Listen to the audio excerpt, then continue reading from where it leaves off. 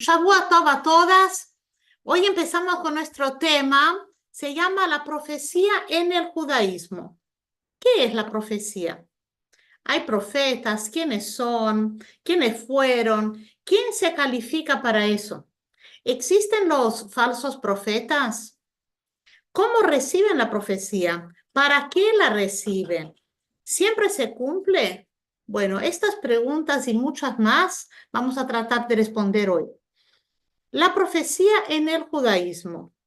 No estamos acostumbrados con este tema de la profecía, ¿no? Porque no es cosa de todos los días, no vivimos esa época donde habían las profecías. Entonces, esto pasó después del segundo, de la destrucción del segundo templo, que no tenemos más profetas oficiales, ¿no? Digamos, oficiales, que se sepan que son los profetas. ¿Quién es un profeta? ¿Será que es una persona loca que empieza a decir cosas así, ay, va a pasar tal cosa? Hoy en día hay gente, ¿no? Que se llama más o menos profeta y que quiere decir cosas así.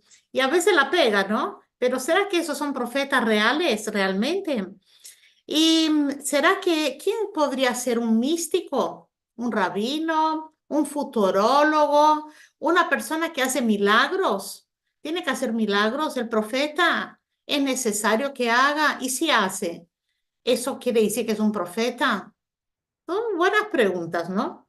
Bueno, primero vamos a definir bien qué es la profecía, que hace parte de los 13 principios de la fe judía.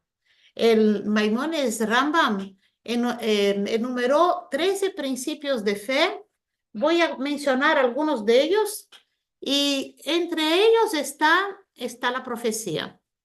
Yo creo con completa fe que Dios es el creador y el que gobierna todas las cosas. Otra creencia, yo creo con perfecta fe que Dios es uno, que no hay más nadie con él para la creación. Yo creo con perfecta fe que las palabras de los profetas son verdaderas. Estamos hablando de un profeta de verdad, ¿no? No los chantas, ¿no? No los que son falsos. Después tenemos acá, por ejemplo, creo con completa fe en la venida del Mashiach. Es uno de los 13 principios. Y el último es, creo con completa fe que en Tchiat HaMetim, que la gente que falleció va a volver de vuelta a este mundo.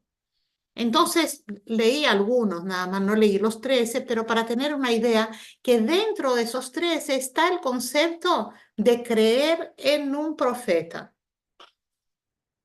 Entonces, es importante saber cómo Dios elige un profeta, para qué lo elige, su objetivo, etcétera. Entonces empecemos, ¿no? ¿Qué es la nebuá? Nebuá, ¿qué es la profecía? ¿Qué es? Es cuando Dios revela su voluntad a una persona que él eligió, y ese es el profeta. Entonces, es un mensaje que le está dando al profeta para que el profeta transmita al pueblo. La mayoría de las veces es un mensaje colectivo. Es como para el pueblo, para una ciudad, es como colectivo. De vez en cuando, no, de vez en cuando es algo privado, como para el propio profeta o para una persona específica. Entonces el profeta, él sirve como intermediario. Como Moshe lo hacía. Moshe fue muchas veces el intermediario entre Dios y el pueblo. Muchas veces Moshe pidió a Dios para que perdonara al pueblo. Entonces él sirvió como un intermediario. Por ejemplo, también cuando Dios dio los 10 mandamientos, se sabe, el Midrash explica que llegó una hora que el pueblo no podía más escuchar porque era muy fuerte la revelación divina, era tan fuerte que no la podían absorber. Se dice que las almas de los Yehudim salían del cuerpo porque no podían aguantar tanta revelación y habían ángeles que ponían de vuelta el alma al cuerpo. Entonces era muy difícil poder aguantar tanta revelación. Y llegó un punto que los Yehudim dijeron, Moshe, por favor, habla vos con Hashem, o sea, ocúpate vos porque nosotros ya no podemos más. Entonces el profeta, él transmite la palabra de Hashem hasta el punto que los sabios dicen que la divinidad está hablando a través de la boca del profeta. Siempre estamos hablando de un profeta kasher, ¿verdad? Un profeta verdadero. ¿Cuál es el propósito? ¿Para qué él tiene que hablar con el pueblo? ¿Por qué es necesario? No es revelar el porqué de la existencia, no es. No es decir las leyes de la vida, lo que hay que hacer, porque eso ya está en la Torá. No se necesita un profeta para que nos venga a decir, tenemos que cumplir Shabbat. No se necesita un profeta que nos venga a explicar cosas de la Torá, que esto ya está dentro de la Torá. El profeta está para otra cosa.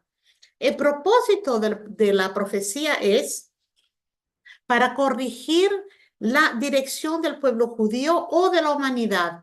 Cuando el pueblo judío o la humanidad, porque también vamos a ver que existieron profetas no judíos, entonces acá la humanidad o el pueblo judío necesita corregir su dirección. Se está yendo a un camino que no es bueno, entonces ahí están. Es un motivo para que el profeta aparezca y trate de corregir. Otro motivo es como para profecías buenas, como para entusiasmar al pueblo, para fortalecer la emuná, fortalecer la fe del pueblo en seguir en el buen camino, aunque sea difícil. Entonces, a veces entonces él predice el futuro y eso sirve de incentivo. Otras veces como advertencia por si estamos desviando del camino correcto. A veces el profeta envía un mensaje privado a un individuo, por ejemplo, a un rey, o una instrucción específica que no está en la Torá. Puede ocurrir que diga algo específico para hacer, una cosa de una sola vez también puede ser, pero si viene un profeta y dice que a partir de ahora hay una nueva mitzvah, porque sabemos que son 613. Si viene un profeta y dice, bueno, a partir de ahora Dios habló conmigo y hay 614, de aquí sabemos que no es un buen profeta, que es falso. Y si hay un profeta que viene y dice, a partir de ahora no hay que comer más kasher porque Dios habló conmigo, también no sirve, un profeta falso. Él no puede ni aumentar en las mitzvot y ni disminuir en las mitzvot. Ejemplos de cosas de los profetas. Isaías fue enviado para hablar, para descubrir la era mesiánica, hablar sobre, hay muchos de Isaías sobre la era mesiánica. Yirmiyahu predijo la destrucción del templo sagrado. Yoná, la historia de Yoná, que leemos Yoná en Yom Kippur, ¿no? Que fue enviada a la ciudad de Nínive para advertir a los habitantes de la ciudad que la ciudad se destruirá a menos que se arrepientan y de los caminos que tenían mucha perversidad. ¿Se recuerdan que él no quiso ir? No quiso ir y al final tuvo que ir, pero entonces es una de las cosas que Dios le pidió que hiciera. Como un profeta, habló con él. Shmuel, el profeta Shmuel transmitió el mensaje al rey Shaul para que se pelee, que haga una lucha contra el pueblo de Amalek. Acá algunos ejemplos de profecías, no hay mucho, pero acá hay algunos. La Torah dice que Hashem le dice a Moshe, voy a poner profetas en las generaciones, a lo largo de las generaciones, igual como vos eres profeta. Y voy a poner mis palabras en las bocas de ellos. Y ellos lo van a transmitir lo que yo les voy a ordenar. Acá está diciendo, Dios le está contando a Moshe que van a haber profetas. Entonces, preguntar si existe la profecía en el judaísmo. Es bastante fácil la respuesta. Sí, claro que sí existe. El profeta comunica la palabra de Dios. Existen otros tipos de comunicación, no solamente a través de la profecía. En la época del templo sagrado, el Cohen Gadol tenía un delantal que era como un pectoral, donde había las 12 piedras puestas y cada piedra con otro color específico era una piedra que representaba otra tribu. Entonces habían a veces problemas, cuestiones que se presentaban y no se sabía cuál era la respuesta, cuál tribu tiene razón, dónde pongo, cuál es la respuesta. Y ahí aparecía la respuesta en esas piedras, un tipo de computadora de la época, ¿no? Entonces de repente una de las piedras empezaba a brillar y esa era la respuesta. No era tan seguido esto, pero esto ocurría. Después también existe otro tipo que es el Ruach HaKodesh, que lo vamos a dejar para el final. ¿Cómo funciona el tema de la profecía? Maimónides explica cómo funciona. Siempre es, en general, vamos a después ver que Moshe era una excepción a todo esto, pero en general la funciona a través de un sueño. El profeta recibe la profecía cuando está durmiendo. Puede ocurrir de noche, porque uno generalmente duerme de noche, pero también puede ocurrir durante el día. Dios le manda un sueño a la persona, ese que es el profeta, que él tenga muchos sueños, se va a dormir y ahí aparece la profecía. Por ejemplo, Dios le aparece a rey Abimelech en la historia de Abraham, cuando le dice a Abimelech, no toques la esposa de Abraham. Y era justamente una persona que no era judía, pero le aparece a él. Ahí vemos. Por ejemplo, al rey Shlomo, cuando Hashem le da la braja a él, cuando recibe un sueño, le da a través perdón, cuando recibe el trono, a través de un sueño le da la braja ahí. Cuando viene esa profecía, está durmiendo, ¿cómo actúa su cuerpo? En general, el cuerpo tembla, como que hay un temblor, puede haber un desmayo, una convulsión, es algo que afecta el cuerpo del profeta. Número dos, eso es número uno, que durante el sueño y cómo está su cuerpo. Número dos, ocurre cuando Dios quiere. ¿Qué quiere decir? El profeta no puede decir, tengo ganas de hablar con Dios, Dios, vení. No es que tiene un teléfono especial que habla con Dios cuando quiere. Es solo cuando Dios quiere hablar con él. Claro que tiene que estar preparado. Él tiene que estar preparado para eso. Hay una cierta preparación. Y ahí Dios elige el momento.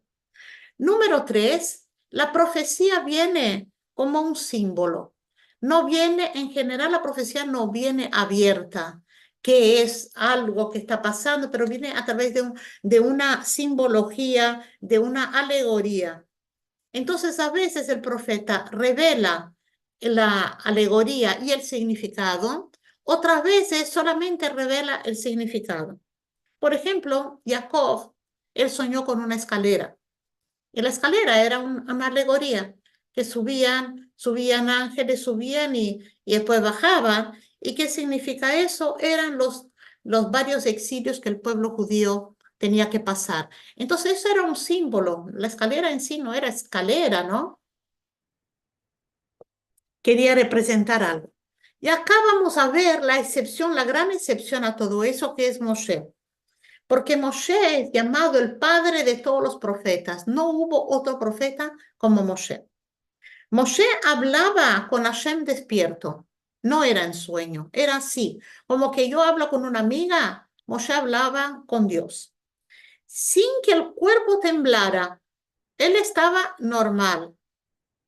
Cuando él también quería, no solo cuando Dios quería, cuando él quería, él también podía hablar con Dios. ¿Se recuerdan el faraón que decía, bueno, sácame la plaga de acá, por favor, sácame? Entonces Moshe iba y hablaba con Dios. Dios, por favor, saca la plaga. Entonces cada vez era también cuando Moshe quería. Es diferente. La tercera diferencia es que no había símbolo, alegoría, era directo ya el significado y lo que Dios quería era directamente con Moshe. Otra de las diferencias de los profetas a Moshe, vamos a decir otras, vamos a pensar primero que cuántos profetas hay oficiales, 48 profetas desde Abraham hasta Malaquías. Entonces, otra diferencia es que los profetas, después de recibir la profecía, volvían a su vida normal. O sea, hay un momento de profecía, wow, habló con Dios, está, y después volvía a su vida normal, las cosas que hacía, su vida de pareja también, la vida con la esposa, era todo normal. Pero Moshe no. Moshe, él no volvía a su vida, a la vida normal que decimos, ¿no? Él se separó a partir del momento que empezó a hablar con Dios así, él tomó distancia de su esposa. Él ya no tenía digamos, esa relación con ella, y porque él tenía que estar separado de todo lo que podía ser físico, tenía que tener una vida muy espiritual y preparado porque Dios podía hablar con él en cualquier momento. Entonces, incluso, eso porque tenía como una pureza superior, una kedushá superior, incluso Moshe tenía el rostro iluminado. El rostro de Moshe era tan iluminado como los rayos del sol. Así como una persona no puede ver el sol, prueben a mirar el sol, que es imposible mirar la luz del sol, ¿no? Entonces Moshe tampoco podía ser visto porque su rostro era muy iluminado. Y él incluso tenía que usar una máscara para poder que la gente pudiera relacionarse con él, hablarle, porque si no era imposible visualizarle. Estas son diferencias con Moshe. ¿Cómo una persona se convierte en profeta? Una persona quiere ser un profeta, puede aspirar a ser un profeta. ¿Qué hace? Tiene que pagar un ingreso, una matrícula. ¿Cómo hace para asociarse al club de los profetas? ¿Cómo hace? Una persona decide, tengo ganas de ser un profeta. ¿Puede aspirar a eso? Sí, la Torah dice, podés aspirar a eso. Sí, podés, pero tienes que prepararte para eso. Y Maimónides explica qué tiene que tener un profeta para, digamos, estar ahí, digamos, para que Dios tal vez te elija, ¿no? O sea, que tiene que tener toda esa preparación, que no es certeza que vas a ser elegido, pero tienes que tener eso. ¿Cuáles son las características? Tiene que ser un sabio, una persona que sepa mucha Torah y un sabio. Mente lúcida y clara. Tiene que ser una persona altamente equilibrada. Tiene que ser de carácter fuerte, impecable y con disciplina ejemplar. Debe estar en absoluto control de sus deseos y pasiones, o sea, alguien que domina su yetzer hara, que puede tener, obvio, su yetzer hara, su inclinación para el mal, pero él puede dominarla. Debe ser una persona alegre y tranquila, porque se dice que la profecía no entra en una persona que está triste. Una persona que está triste, una persona que está con el corazón cargado, esta persona pierde. Y vimos ejemplos. Jacob, cuando estaba en duelo por su hijo que pensaba que no estaba vivo, entonces perdió la profecía. Cuando una persona puede tener todas estas cosas, pero si no tiene el alma, el corazón alegre, no recibe profecía. Debe ser una persona rica. ¿En qué medida? Que está satisfecha con lo que tiene, no una persona necesitada, porque esto tiene que ser para él una tranquilidad de vida. Tiene que ser apartada de la materialidad y de las cosas frívolas de la vida. Una persona tiene medios, pero no es que le interesa mucho lo material. Una persona que se dedica completamente al conocimiento y servicio a Dios. O sea, una persona que tiene una vida más espiritual. Puede tener todas esas cualidades y estar preparado, pero no es garantía de que Dios lo va a elegir. Esta gente, todas que dije, que pueden haber muchísima gente que se adecua a todo lo que dijimos, son llamados los Nobenei Anevim, los que están preparados, lo que se llama la escuela de profecía. Vos te preparás, podés aspirar a ser un profeta, estás ahí, pero no es seguro que vas a ser. Existieron oficialmente 48 profetas bíblicos y el Talmud dice que aparte de eso habían 7 que no eran judíos, como por ejemplo Bilam, que es bien conocido, la Parashá que habla de Balak y Bilam. Después tenemos Beor, que era el padre de Bilam. Tenemos Job, que es Job, ¿no? Y tenemos Elifaz, Yemenita, tenemos como que varios que no son judíos también.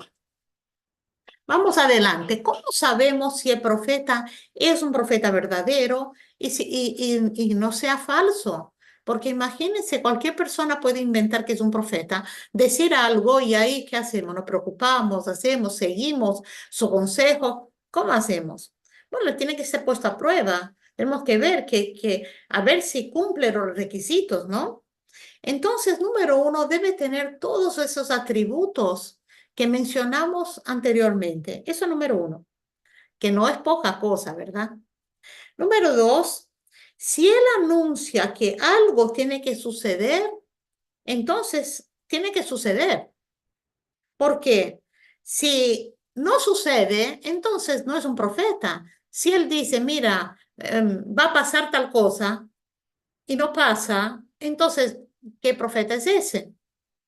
Pero eso se aplica solamente a lo positivo. Eso es muy importante saber.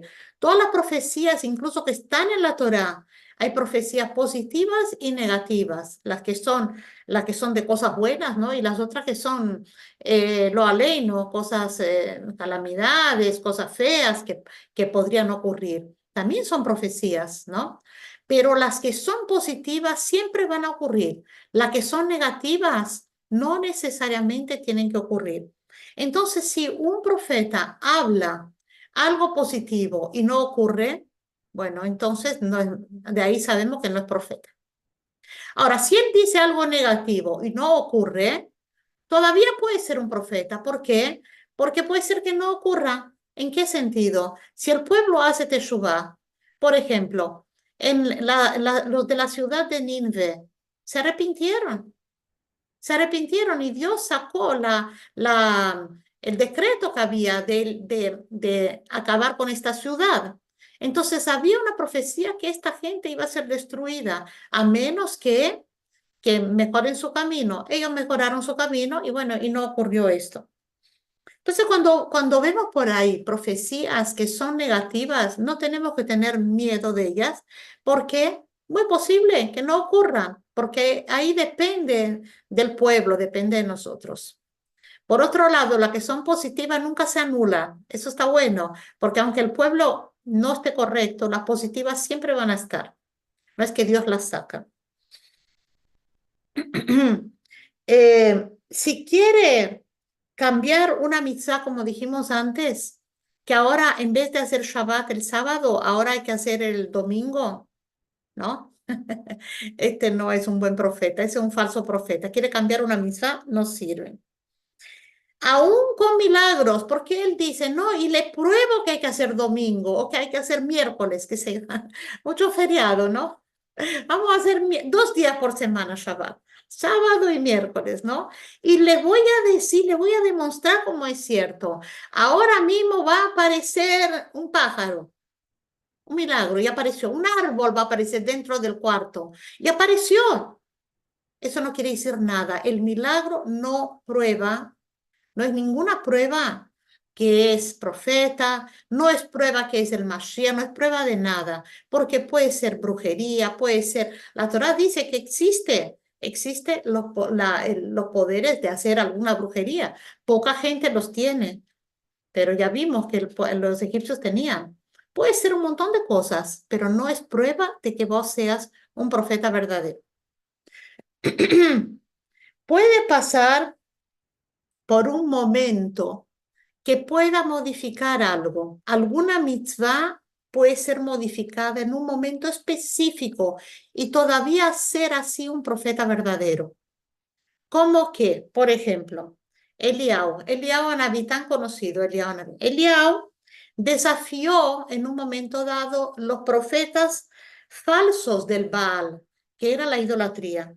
Entonces él dijo así, vamos a traer un corbán, vamos a traer una ofrenda en el monte Carmel, en Haifa, vamos a hacer un altar, cada uno va a hacer un misbeach, cada uno, ustedes y yo, todos vamos a hacer, y vamos a ver cuál de ellos viene un fuego y los consume. Y ahí vamos a ver quién tiene la razón.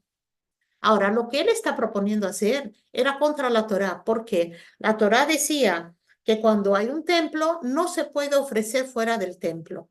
Eso normalmente no se puede hacer una ofrenda fuera del templo. Pero en ese momento, por un momento, que él tenía una razón, porque él quería rescatar a los judíos que estaban se asimilando con la gente de Baal. Y él tenía que mostrar cuál era la verdad. Entonces, por un momento específico, él lo podía hacer y todavía era un profeta verdadero.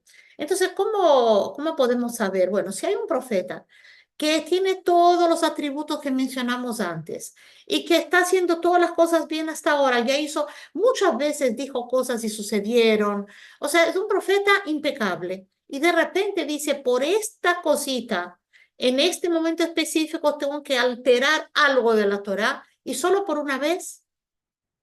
Entonces, la Torá dice que él puede hacer eso, que todavía sigue siendo un profeta verdadero. Muy bien, y eso pasó con el ejemplo que dimos con Eliab. ¿Qué pasa si el profeta no le quiere escuchar a Dios? ¿Qué le parece? Dios le habla a uno que eligió, voy a hablar contigo para pedirte algo. Y el profeta no quiere hacer caso, no quiere escuchar a Dios. ¿Es posible que él le diga no voy, no quiero? ¿O está obligado? Bueno, vemos en la historia de Yoná, ¿verdad? ¿Se recuerdan que él se escapa, una ballena le traga? Y él, la verdad es que él no puede escaparse de la palabra de Dios. No existe eso. Si Dios habla a un profeta, el profeta tiene que hacer caso. Y si no, Dios va atrás de él hasta que haga caso. Entonces, de acá, ¿cómo se dice? Aprendemos que no hay cómo escaparse de poder realizar la profecía. Ocurrió una vez que Jeremías y Hanania estaban en exilio en Babilonia. Y Jeremías dijo así, que dijo al pueblo, mira, ahora esto está para rato. Ese exilio acá está para rato, así que construyan casas, planten viñedos, planten, porque no nos vamos a ir mañana. Esto va a durar un tiempo. Y sí que duró 70 años. Y vino Hanania ben Azur y dijo, gente, no se preocupen, en 1 año o 2 años nos vamos. No hace falta hacer muchas cosas. Entonces, el Miau le dice, mira lo que tú dices. En 1 año o 2 años, si no ocurre, todos van a saber que eres un falso profeta. Y bueno, así pasó. Pasaron 1 año, 2 años y no pasó nada y sí se declaró que él era un falso profeta. Esto ocurrió. Una cosa más, dice que si un profeta dice cuál va a ser el siguiente profeta después de él, hay que creerle, porque esta ya es una profecía. Ocurrió en el caso de Moshe, que Moshe dijo que Yoshua iba a ser su sucesor. Entonces hay que creerle. Muy bien. Vamos a ver un poquito de profecías bíblicas que se cumplieron todas hasta ahora, menos las que se tienen que cumplir ahora que tiene que llegar Mashiach, porque todavía no ocurrió, pero estamos en esto. Todas las que tenían que ocurrir ya ocurrieron hasta la fecha. Las negativas, Baruch Hashem, no todas ocurrieron, como dijimos, pero todas las positivas ocurrieron. La persecución de los judíos en el exilio. Primer exilio fue una cosa totalmente sin lógica. Los babilonios, ¿no? ¿Por qué no tenía lógica? Porque cuando un pueblo en esa época conquistaba a otro pueblo, ¿qué hacía? Le dejaba el pueblo ahí y pagaban impuestos. Listo, vino una persona más fuerte, un rey, dominó el territorio. Ahora soy yo quien mando. Ustedes están sometidos a mí, tienen que pagar impuestos para vivir acá. Eso era lo normal de la época de que se vivía así. La gente vivía de esa manera. No era lógico para nada que exilaran a un pueblo, que le dijeran, ustedes salgan de acá. Eso no ocurría en esa época eso. Pero sí ocurrió con el pueblo judío. Nabucodonosor, el profeta dice que va a venir alguien que va a destruir Jerusalén, alguien que no es conocido, un desconocido, y va a exiliar al pueblo a Babilonia y va a durar 70 años. Bueno, ¿cómo el profeta podía imaginarse eso? Solamente porque era una profecía, porque eso no ocurría, a nadie le ocurría una cosa de esas. Y después dijo lo siguiente, Isaías y Ezequiel dijeron que la Babilonia va a caer, y va a caer, cayó con los persas, con Ciro, y nunca más se va a levantar. Son cosas muy serias de decir, porque cuando uno dice nunca más, es como te estás arriesgando mucho si no sabes de lo que estás diciendo, ¿no? Y es verdad, ellos nunca más fueron reconstruidos, ¿sí? Porque otros países sí fueron reconstruidos, pero Babilonia nunca volvió, se acabó. Y así como dijo la profecía.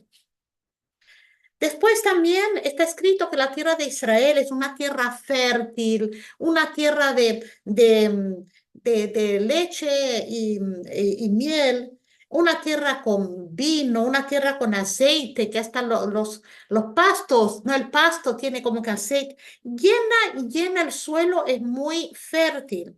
Y los profetas dicen, cuando los judíos se van a ir de ahí, esa tierra no va a producir nada, va a estar desolada, desértica, árida, estéril, va a ser un desierto.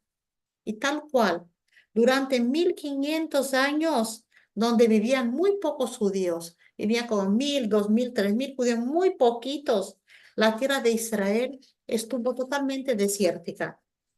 Y podemos ver eso en la confirmación con personas, viajeros famosos, franceses, americanos del siglo XVIII, XIX, por ejemplo, Mark Twain, muy conocido, que describen a Israel pasando por ahí, describen a Israel como un lugar quebrado, de nada, que nada crece, que cuando ves un árbol es como un milagro.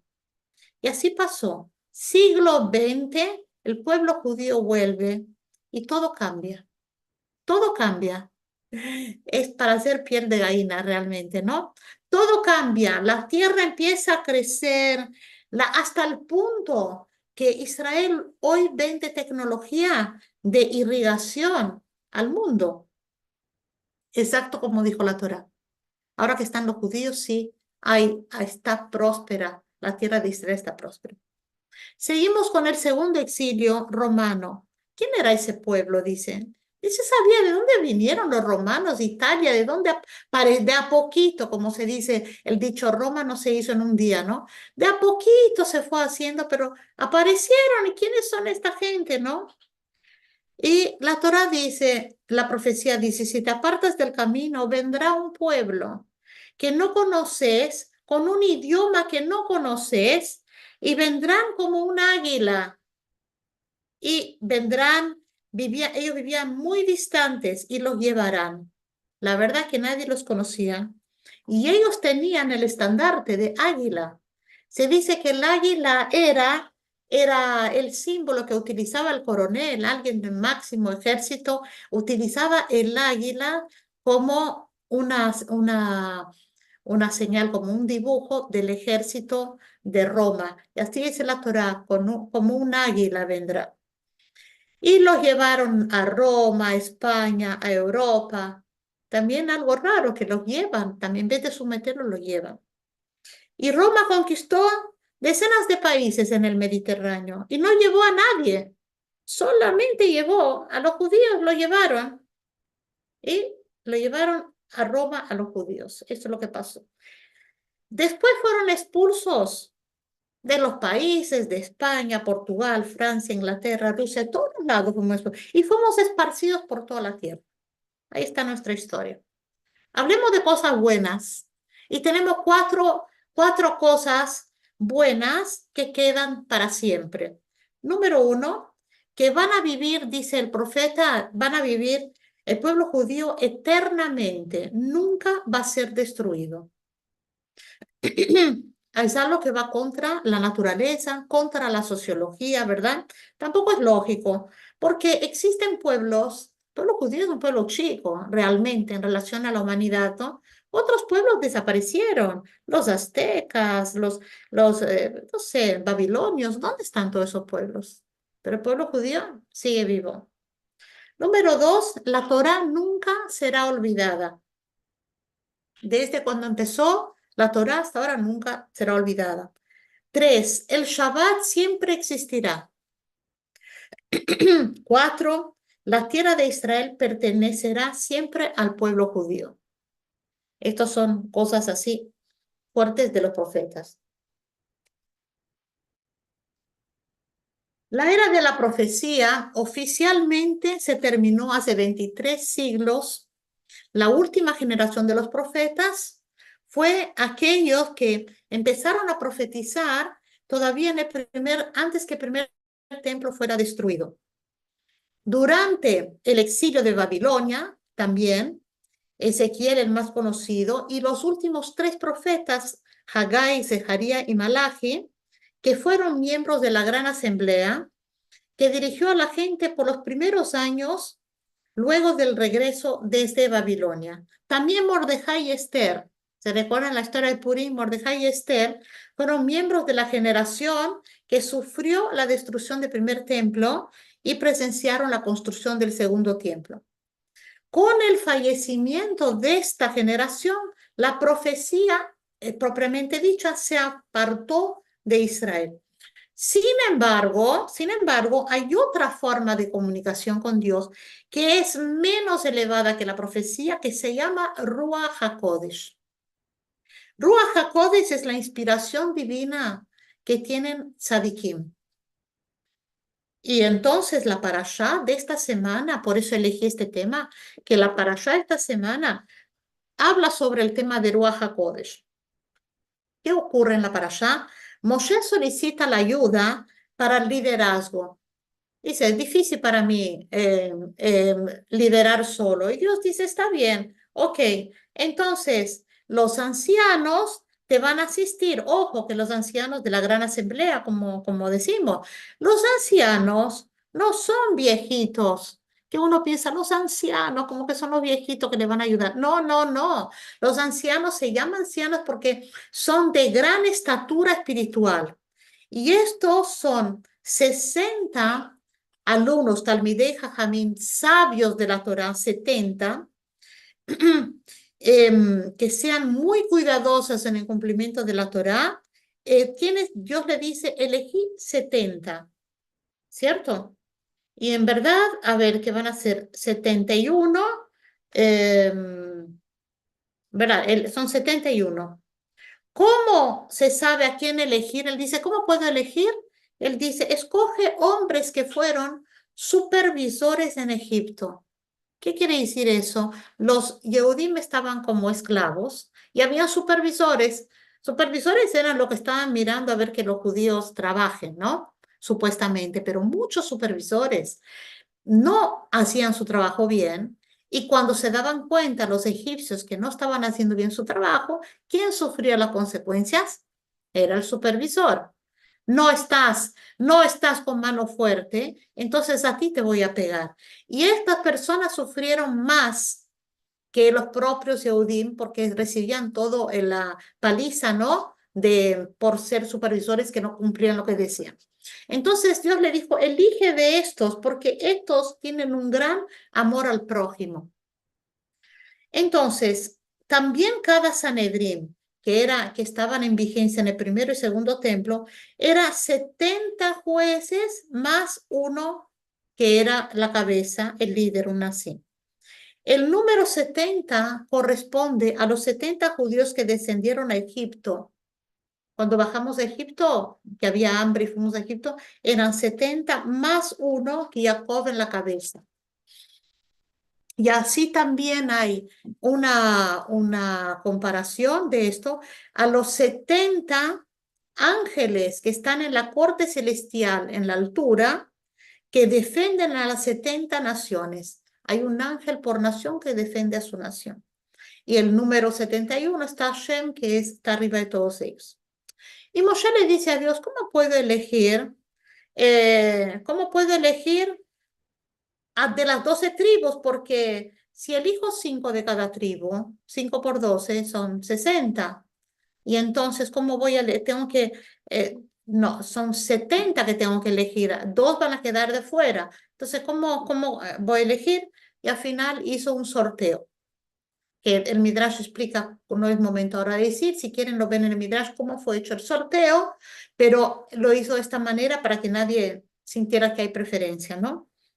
Y entonces Hashem le dijo, si tú quieres compartir tu liderazgo, también vas a tener que compartir tu profecía, ¿cierto? Vos eres un gran profeta y solo vos eres ahora, pero si los otros también van a ayudarte en esa tarea que se necesita inspiración divina para tomar ciertas decisiones, entonces va a tener que compartir tu profecía, pero ya es llamado Ruach HaKodesh. Y ellos no van a recibir directamente de mí, dijo Dios, va a ser a través de vos. Y a pesar de que Moshe compartió su Ruach HaKodesh, la inspiración divina, a estos ancianos, su propio Ruach HaKodesh de Moshe no fue disminuido. Es como una comparación de una vela, que la vela puede iluminar a muchas velas y no pierde de su luz, ¿no? Podemos agarrar una vela, iluminamos a varias velas y la primera vela no quedó menos llama por causa de esto. Así es comparado lo que hizo Moshe. Y entonces los ancianos también recibieron ese nivel de profecía más bajo que es llamado Ruach HaKodesh. Y así existen con las diferentes generaciones algunos tzadikim que también tienen Ruach HaKodesh. De acuerdo a la tradición, uno de los profetas más grandes que fue Eliyahu Anabí, que todos le conocemos, ¿no? Que está presente en el Seder de Pesach, en los Brit Milá. Entonces se dice, de acuerdo a la tradición, que él nunca murió y va a anunciar la llegada del Mashiach. Mashiach mismo es un profeta. Y en la era mesiánica, la profecía se convertirá en un fenómeno universal, como dijo el profeta Joel. Dijo así, y sucederá, y volcaré mi espíritu sobre toda carne, y de tus hijos y hijas profetizarán. Los mayores soñarán, tus hombres jóvenes verán visiones. O sea, el pueblo, en la humanidad, todos van a ser profetas, o sea que van a poder hablar con Dios, Dios va a hablar, o sea, Dios va a hablar con ellas, uno va a estar en un nivel más elevado. Para aclarar algo que no aclaramos todavía, hubieron mujeres también profetizas.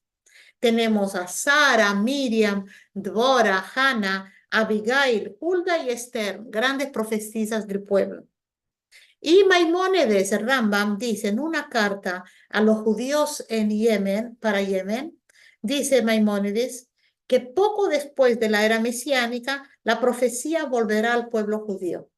Y esto que sea pronto, ya en nuestros días, amén, que así sea.